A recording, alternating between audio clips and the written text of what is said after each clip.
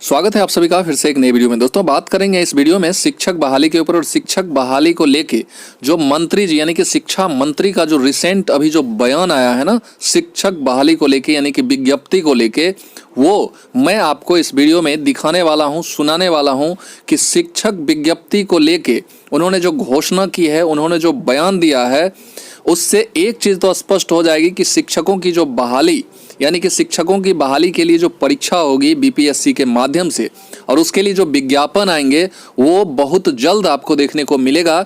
और मैं नहीं, यह बात खुद बिहार के जो शिक्षा मंत्री हैं प्रोफेसर चंद्रशेखर, ये खुद अपने मुंह से यह बातें कह रहे हैं। और इसी चीज़ को मैं इस वीडियो में मैं आपको दिखाने वाला हूँ कि शिक्षा मंत्री शिक्षक विज्ञप्ति के लिए जो बातें कही हैं वो बात मैं आपको सुनाने वाला हूं।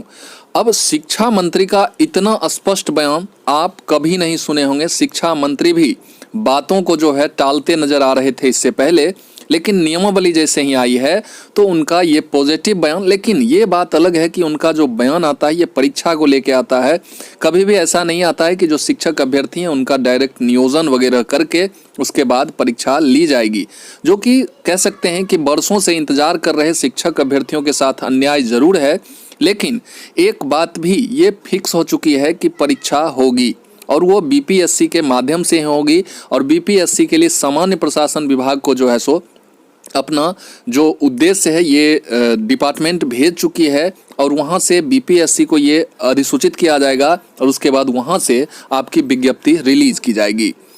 अब यहाँ एक बात और भी शिक्षा मंत्री जी के द्वारा कही जा रही है कि शिक्षक अभ्यर्थियों को घबराने की भी ज़रूरत नहीं है, क्योंकि परीक्षा जो लिया जाएगा उनके विषय वस्तु से ही लिया जाएगा। वो जिस सब्जेक्ट के टीचर हैं उसी सब्जेक्ट से 2-4 प्रश्न उनसे पूछ लिया जाएगा, तो इसमें उन्हें घबराना नहीं चाहिए।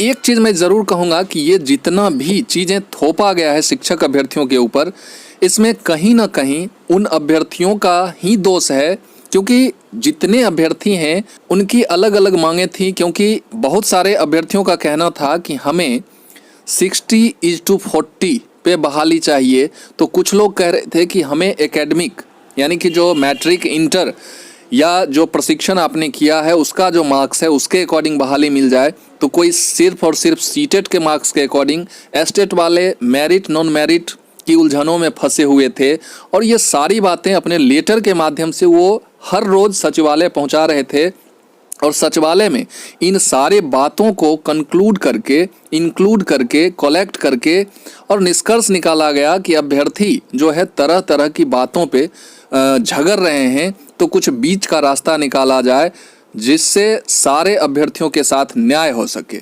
और ये बातें सोच के ही जो है यह नियमावली लाया गया है। और इसमें कहीं ना कहीं शिक्षक अभ्यर्थी हों या जो भी लोग ऐसा लेटर सचिवालय दे रहे थे, अलग अलग लेटर, अगर एक ही टाइप का लेटर एक ही संगठन की ओर से लेटर अगर सचिवालय जाता तो ऐसा दिन देखने को नहीं मिलता।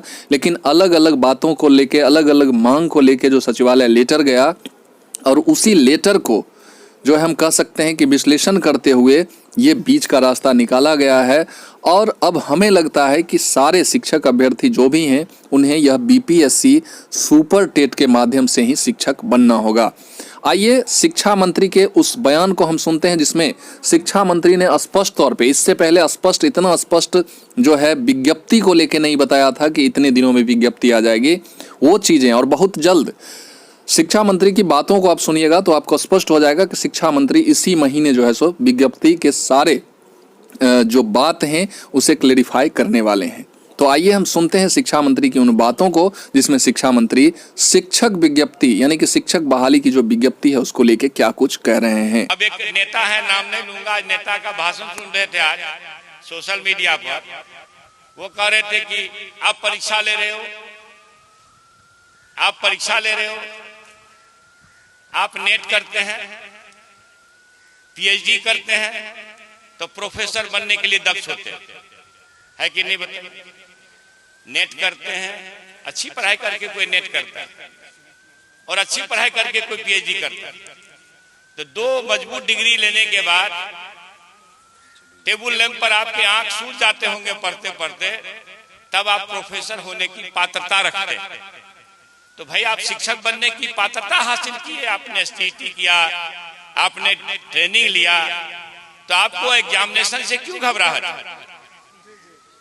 ये जान लीजिए कि भारत अगर ज्ञान की भूमि कही गई है, भारत अगर अहिंसा की भूमि कही गई है, भारत अगर प्रशासन की भूमि कही गई है, भारत अगर गणतंत्र की भूमि कही गई है, भारत अगर संघर्ष की भूमि कही गई है, तो सबका केंद्र बिंदु यही बिहार है, यही मगध, यही वैशाली। इसलिए इस राज्य के मुखिया का ये संकल्प है कि हमें अपने ज्ञान के क्षेत्र में जो दुनिया लोहा मानता था बिहार के चलते भारत का, यही नालंदा है ना, यही मगध है ना, जहां भैंसांग, फाहियान, चीनी, पता नहीं हजारों विद्वान आए पढ़ने के लिए। तो कालांतर में हमारे यहाँ से जो ज्ञान का पलायन हो गया, सरकार का मजबूत संकल्प है हम गुणवत्तापूर्ण शिक्षा तब दे पाएंगे जब गुणवत्ता युक्त शिक्षक बहाल हो। इसलिए इस मजबूत संकल्प में सबका सहयोग चाहिए। जो होगा बीती ताही विचारिए आगे की सुधि ले।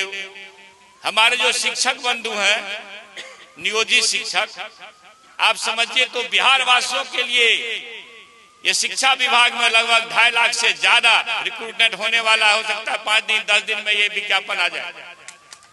आप समझ लीजिए ये बाहर के लोगों के लिए नहीं है, पूर्णतः बिहार वासियों के लिए। पहले ऐसा नहीं होता था।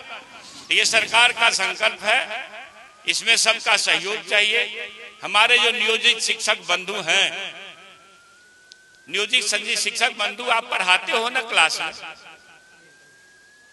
अगर नहीं पढ़ाते हो तो वह भी गुनाह। माता पिता का विश्वास अगर उठ जाए सरकारी संस्था से, तो सरकार का काम है उसको बहाल करना विश्वास। अगर आप शिक्षक हैं, आप 15 साल पढ़ाए हैं, तो जो पढ़ाए हैं वही सवाल को आपको दिया जाएगा।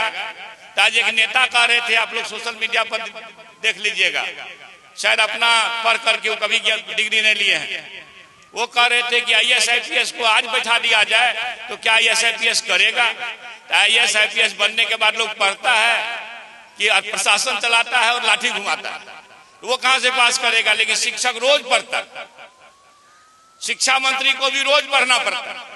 तो जब शिक्षक रोज पढ़ता है, रोज पढ़ाते हो, तो पढ़ाए हुए विषय वस्तु में से, कोर्सेज में से अगर कुछ सवाल आपके सामने आएंगे तो आपको चिंता ना करनी चाहिए। आखिर आपको आकर्षक वेतन वाला नियमित शिक्षक बहाल होना है, आपको शिक्षा के पद से, शिक्षक के पद से तो कोई हटा नहीं रहा है।